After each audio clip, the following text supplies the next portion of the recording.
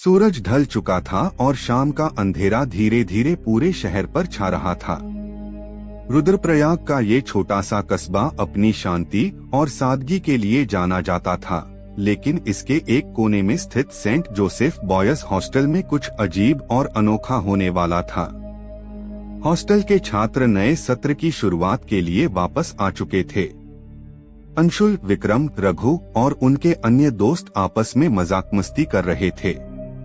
वे सभी हॉस्टल की पुरानी कहानियों के बारे में बात कर रहे थे, जिनमें से सबसे प्रसिद्ध थी हॉस्टल के तीसरे मंजिल पर स्थित कमरे नंबर 307 की कहानी। रघु ने कहा, तुम्हें पता है, इस कमरे में कोई भी लंबे समय तक नहीं रह पाता। कहते हैं यहाँ रात को अजीब अजीब आवाजें आती हैं और लोग इसे भूतिया मानते हैं। अंशुल, जो कि हमेशा इन कहानियों को बकवास मानता था, ने हंसते हुए कहा, अरे यार, ये सब तुम्हारी कल्पना है। अगर मुझे मौका मिला तो मैं वहाँ अकेले रहकर भी दिखा दूंगा। अंशुल के इस बयान पर सभी दोस्तों ने उसे चुनौती दी कि वह आज रात कमरे नंबर 307 में अकेले रहकर दिखाए। अंशुल ने हंसते हुए चुनौती स्वीकार कर ली। रात के 10 बज चुके थे। अंशुल अपना बिस्तर और टॉर्च लेकर कमरे नंबर 307 की ओर चल पड़ा। दरवाजे के पास पहुंचते ही उसे एक अजीब सा सन्नाटा महसूस हुआ, लेकिन उसने इसे अपने मन का वहम समझा और दरवाजा खोल दिया। कमरा बहुत पुराना था, दीवारों पर जाले और फर्श पर धूल की मोटी परत जमी हुई थी। अंशुल ने अपना बिस्तर लगाया और टॉर्च जलाकर कुछ पढ़ने लगा।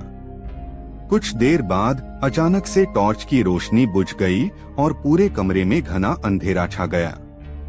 अंशुल ने अपनी मोबाइल की फ्लैशलाइट जलाई और देखा कि कमरे के एक कोने में एक परछाई सी हिल रही है। वह धीरे धीरे उस ओर बढ़ा, लेकिन वहाँ कुछ भी नहीं था। उसने इसे अपनी थकान और डर का परिणाम समझा और वापस अपने बिस्तर पर लेट गया। रात के करीब 2 बजे अंशुल को किसी के रोने की आवाज सुनाई दी। वह हड़बड़ाकर उठ बैठा और चारों ओर देखा, लेकिन कोई नहीं था। आवाजें धीरे धीरे तेज होती जा रही थीं और अब उसे एक औरत की परछाई दिखने लगी। अंशुल का दिल जोर जोर से धड़कने लगा। उसने दरवाजे की ओर दौड़ लगाई, लेकिन दरवाजा बंद हो चुका था। उसने अपने दोस्तों को आवाज दी, लेकिन कोई सुनने वाला नहीं था। अब उसे समझ में आ गया था कि वह किसी अनजानी शक्ति के चंगुल में फंस चुका है। अगले दिन सुबह जब उसके दोस्त उसे देखने पहुंचे, तो वे दरवाजा खोलते ही सन्न रह गए। अंशुल बिस्तर पर बेहोश पड़ा था और उसके चेहरे पर डर का स्पष्ट असर था। उसे होश में लाया गया और उसने अपने दोस्तों को पिछली रात की सारी बातें बताईं। विक्रम ने कहा, हमें इस बारे में वार्डन से बात करनी चाहिए, शायद वे कुछ जानते हों। सभी दोस्त वार्डन के पास पहुंचे और उन्हें पूरी घटना बताई। वार्डन ने उन्हें एक पुरानी कहानी सुनाई। कई साल पहले इस हॉस्टल में एक लड़की काम करती थी, जिसका नाम था सुमन। वह बहुत ही सरल और दयालु थी, लेकिन एक दिन उसके साथ कुछ बहुत बुरा हुआ। किसी ने उसकी हत्या कर दी और उसका शव इसी कमरे में छिपा दिया।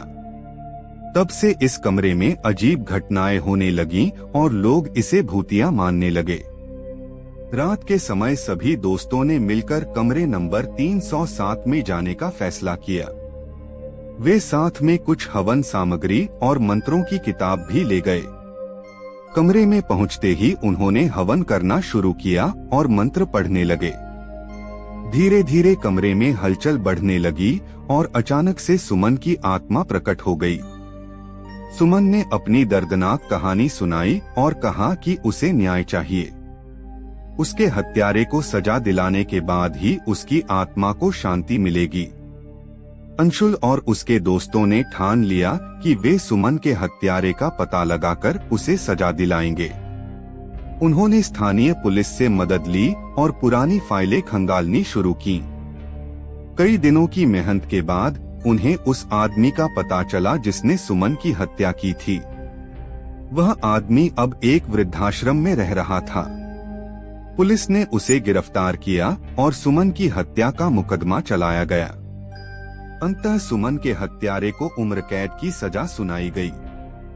सुमन की आत्मा को न्याय मिलते ही उसने अंशुल और उसके दोस्तों का धन्यवाद किया और कहा कि अब वह शांति से जा सकती है।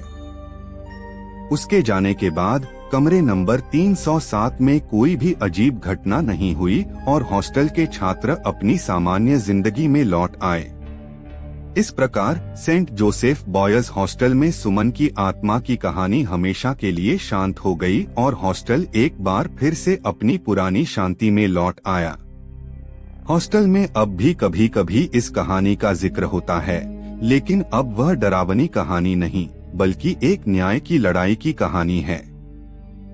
अंशुल, विक्रम, रघु और उनके दोस्तों ने मिलकर एक आत्मा को शांति दिलाई और यह साबित किया कि सच्चाई और न्याय के आगे कोई भी डर टिक नहीं सकता। आशा करते हैं कि आपको यह वीडियो पसंद आई होगी। अगर आपको ये वीडियो अच्छा लगा हो तो कृपया लाइक और सब्सक्राइब करना न भूलें।